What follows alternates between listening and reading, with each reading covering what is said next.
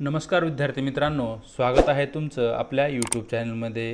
या ठिकाणी आज आपण 22 ते 27 मेच्या दरम्यान जे काही न्यूजपेपरमध्ये स्पर्धा परीक्षा रिलेटेड न्यूज होत्या, त्या न्यूजला धरून जे काही आपण डिस्कशन केलं होतं, त्या डिस्कशनवर आधारित MCQज म्हणजे वस्तुनिष्ठ प्रश्न या ठिकाणी आपण पाहणार आहोत। म्हणजे एक प्रकारे आपली उजळणी होईल आणि पुन्हा या ठिकाणी आपल्याला एक असे प्रकारची आयडिया येऊ शकते की जे करंट अफेअर असतं, करंट अफेअरमधून ज्या काही न्यूज येतात, लोकसत्ता असेल, महाराष्ट्र टाईम असेल, अशा पेपरामध्ये मग त्या करंट अफेअरमध्ये आलेल्या न्यूज आपण त्यापासून कशा प्रकारे वस्तुनिष्ठ प्रश्न किंवा MCQ टाईप क्वेश्चन फ्रेम केले पाहिजे। चला तर या ठिकाणी आजचे आपलं वस्तुनिष्ठ प्रश्नांची जी काही डिस्कशन आहे तिला सुरुवात करूया।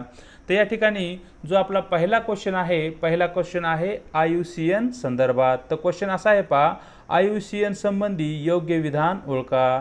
या ठिकाणी आपल्याला बरोबर विधान ओळखायचे आहे। त्यामध्ये विधान 1 आहे, IUCNची स्थापना 1964 ला झाली आहे। विधान 2, असुरक्षित प्रजातीची लाल यादी ज्याला आपण रेड लिस्ट म्हणतो ती या IUCN कडून जाहीर केली जाते। नंबर 3चं विधान आहे, प्रजातीची एकूण 5 श्रेणीमध्ये विभागणी केली जाते। त्या ठिकाणी जे विधान क्रमांक 1 आहे ते अगदी बरोबर आहे। विधान क्रमांक 2 तेही अगदी बरोबर आहे, कारण जे IUCN आहे ते काय करतं, ज्या की प्रजाती धोक्यामध्ये आल्या आहेत अशा प्रजातींची एक लिस्ट तयार करतं आणि त्यात लिस्टलाच आपण रेड लिस्ट असे म्हणतो। आणि नंबर 3चं जे विधान आहे ते चुकीचं आहे। या ठिकाणी ज्या काही प्रजाती असुरक्षित आहेत किंवा ज्या काही प्रजातीवर नामशेष होण्याचा धोका निर्माण झाला आहे अशा प्रजातीची जी काही श्रेणी आहे त्या एकूण 9 श्रेणीमध्ये IUCN काय करते, या ठिकाणी त्यांची विभागणी करते। या ठिकाणी आपण 5 म्हटलं आहे, म्हणजे या ठिकाणी विधान क्रमांक 3 चूक असल्या कारणाने आपलं योग्य उत्तर राहील विधान क्रमांक 1 आणि 2 केवळ बरोबर। तर या ठिकाणी A हा पर्याय आपलं योग्य उत्तर राहील। पाहूया प्रश्न क्रमांक 2। तर या ठिकाणी प्रश्न क्रमांक 2, नेप सारथी हा जो उपक्रम आहे त्या उपक्रमासंबंधी आहे। तर प्रश्न असा आहे नेप सारथी या उपक्रमासंबंधी योग्य विधान ओळखा, म्हणजे बरोबर विधान या ठिकाणी आपल्याला ओळखायचं आहे। यामध्ये विधान क्रमांक 1 पाहूया, नवीन शैक्षणिक धोरणात विद्यार्थ्यांचा सहभागी करून घेणे व त्यांच्या मार्फत जनजागृती करणे असा उद्देश या ठिकाणी नेप सारथी या उपक्रमाचा आहे, जे की विधान अगदी बरोबर आहे। आपल्या सर्वांना माहिती आहे की केंद्र सरकारने 2020 हे नवीन शैक्षणिक धोरण जाहीर केले आहे आणि त्याची अंमलबजावणी 2023 पासून महाराष्ट्र सरकार करणार आहे। मग या ठिकाणी विधान क्रमांक 1 बरोबर आहे। पुन्हा पाहूया विधान क्रमांक 2। त्या ठिकाणी विधान क्रमांक 2 असे आहे, हा उपक्रम UGC मार्फत सुरू करण्यात आला आहे, युनिव्हर्सिटी ग्रांट कमिशन द्वारा तो सुरू करण्यात आला आहे। विधान क्रमांक 2 ही अगदी बरोबर असल्या कारणाने या ठिकाणी आपले योग्य उत्तर राहील केवळ विधान 1 आणि 2 बरोबर, म्हणजे 1 आणि 2 असे हे दोन्ही विधान या ठिकाणी बरोबर आहेत। पर्याय क्रमांक C आपले योग्य उत्तर राहील। चलूया पुढे प्रश्न क्रमांक 3 पाहूया, मेटा मेटा ही खालीलपैकी कोणत्या कंपन्यांची मालक कंपनी आहे। त्या ठिकाणी पर्याय क्रमांक 1 Google, 2 Facebook, 3 WhatsApp, 4 Instagram, 5 Telegram. त्या ठिकाणी फेसबुक, व्हॉट्सअप आणि इंस्टाग्राम या 3 कंपन्यांची मेटा ही मालक कंपनी आहे, म्हणजे या ठिकाणी जे आपलं योग्य उत्तर राहील ते राहील पर्याय क्रमांक B 2, 3 व 4। चलूया पुढे प्रश्न क्रमांक 4 पाहूया, द ग्रेट बॅरियर रीफ ही प्रवाळ बेटांची जी काही मालिका आहे ती कोठे आहे। या ठिकाणी पर्याय क्रमांक A पूर्व ऑस्ट्रेलिया किनारा, B दक्षिण ऑस्ट्रेलिया किनारा, C पश्चिम ऑस्ट्रेलियन किनारा आणि D उत्तर ऑस्ट्रेलियन किनारा। त्या ठिकाणी हा ऑस्ट्रेलियाचा मॅप आपण पाहू शकतो। तर या ठिकाणी एक प्रवाळ बेटांची अशा प्रकारची लाईन आपल्याला या ठिकाणी दिसते, जी की जो ऑस्ट्रेलिया आहे ऑस्ट्रेलियाच्या पूर्व किनाऱ्यावरती ती दिसते आणि जगातील सर्वाधिक लांबीची आणि सर्वाधिक मोठी प्रवाळ बेटांची रांग म्हणून या रांगेकडे पाहिलं जातं. तर या ठिकाणी आपलं योग्य उत्तर राहील पूर्व ऑस्ट्रेलियाचा जो काही किनारा आहे, म्हणजे या ठिकाणी पर्याय क्रमांक ए हे आपलं या ठिकाणी योग्य उत्तर असेल. नंबर 5चा जो क्वेश्चन आहे तो आहे सेंगोल संबंधी. तर प्रश्न असा आहे, सेंगोल संबंधी खालील विधाने विचारात घ्या. तर या ठिकाणी विधान क्रमांक 1 पाहूया. तो एक चांदीचा राजदंड आहे. विधान क्रमांक 2 चोल साम्राज्याच्या काळातील तो आहे. विधान क्रमांक 3 जुन्या संसद भवनाची जो काही लोकसभा अध्यक्षांच्या आसन आहे त्या आसना शेजारी तो प्रस्थापित केलेला आहे. त्या ठिकाणी पहा, जो सेंगोल आहे तो चोल साम्राज्याच्या काळामधील आहे, म्हणजे या ठिकाणी विधान क्रमांक 2 आपले बरोबर आहे.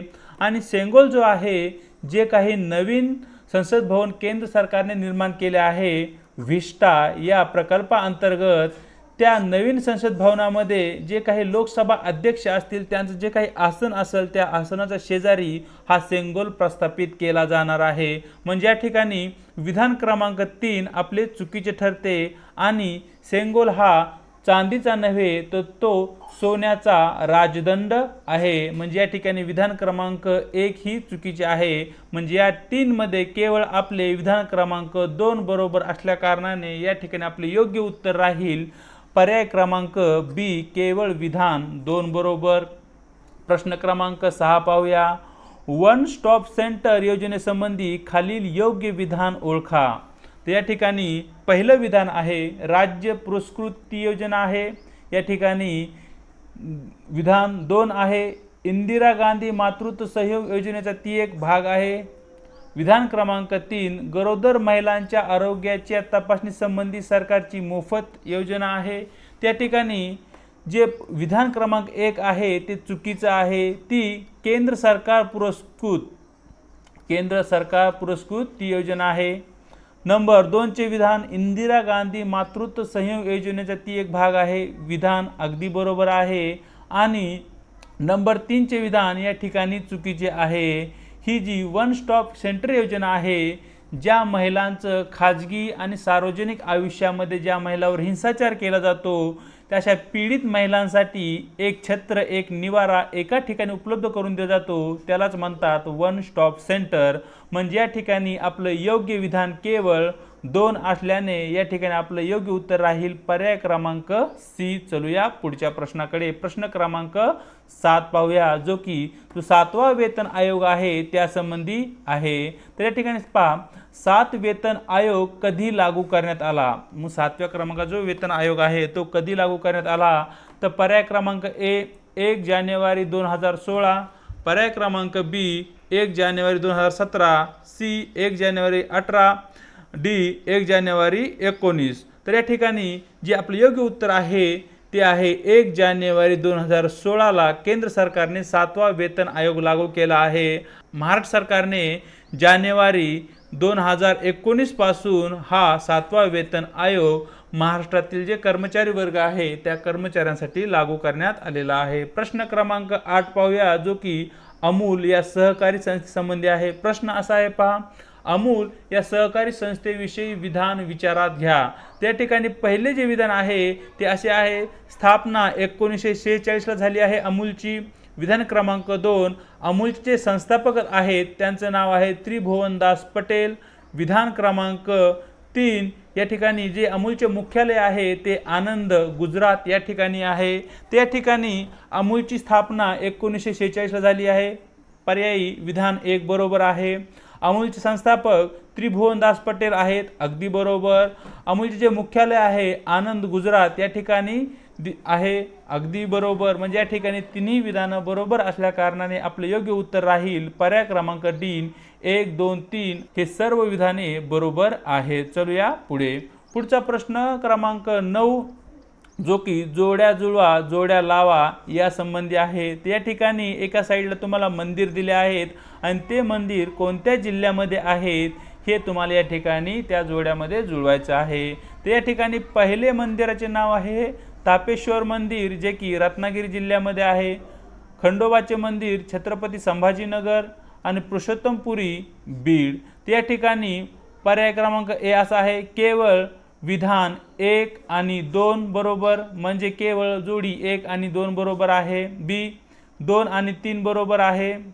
सी केवळ 2 बरोबर आहे. डी 1 2 3 सर्व विधाने बरोबर आहेत. या ठिकाणी ज्या दिलेल्या आपल्या जोड्या आहेत त्या सर्वच्या सर्व बरोबर असल्या कारणाने या ठिकाणी आपले योग्य उत्तर राहील डी. त्या ठिकाणी पहा, जे महाराष्ट्र राज्य रस्ते विकास महामंडळ आहे, महाराष्ट्र राज्य रस्ते विकास महामंडळ काय करणार आहे, आपल्या राज्यातील एकूण 9 मंदिरांचा जीर्णोद्धार करणार आहे. म्हणजे जे काही मंदिरे मोडकळीस आली आहे त्यांची डागडूज या ठिकाणी महाराष्ट्र राज्य रस्ते विकास महामंडळ करणार आहे. आणि त्या अंतर्गत जो पहिला टप्पा आहे त्या पहिल्या टप्प्यामध्ये या 3 मंदिराची निवड महाराष्ट्र रस्ते विकास महामंडळाकडून केली गेलेली आहे. मग या ठिकाणी ते जिल्हे आणि ते मंदिर कोठे आहेत याची तुम्हाला माहिती असणं आवश्यक आहे.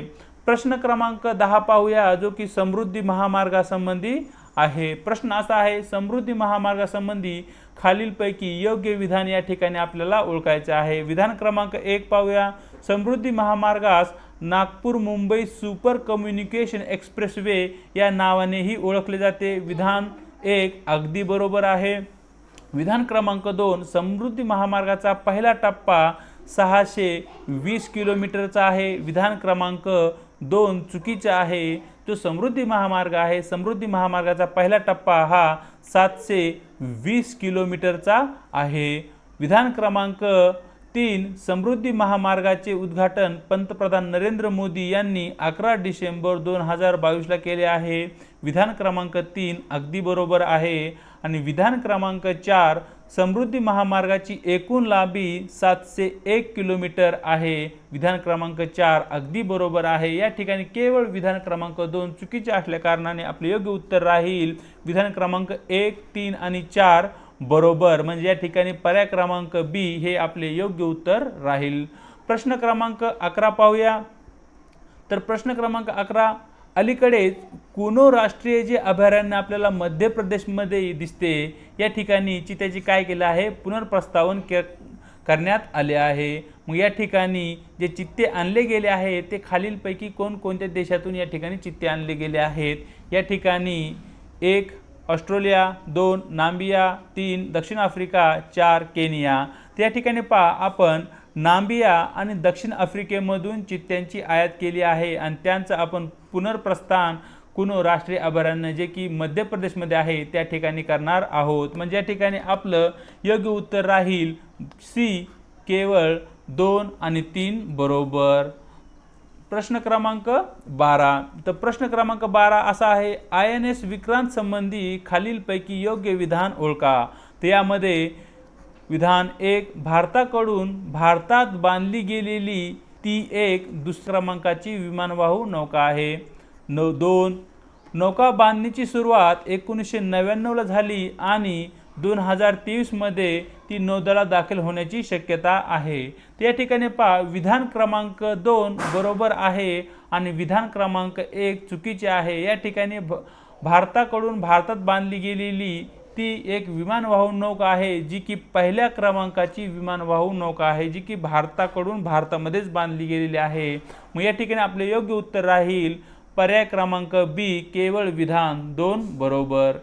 तर अशा प्रकारे मित्रांनो इन डिटेलमध्ये आपण मागच्या आठवड्यात म्हणजेच 22 मे ते 28 मे या ठिकाणी जे काही आपले करंट अफेअर होतं न्यूजपेपरमध्ये आलेले ज्या काही करंट न्यूज होत्या त्यांचा आधार घेऊन MCQच्या आधारावर आपण त्यांची या ठिकाणी आपण चर्चा केली आहे. व्हिडिओ जर तुम्हाला आवडत असेल तर त्याला लाईक करायचे. तुम्हाला व्हिडिओबद्दल काय वाटतं यासंबंधी तुम्हाला कमेंट करायचे, आपल्या मित्रांसोबत तुम्हाला शेअर करायचे आणि न विसरता आपल्या चॅनलला सबस्क्राईब ही करायचं आहे. तर आज या ठिकाणी थांबतो, भेटूया एका नवीन व्हिडिओ सोबत.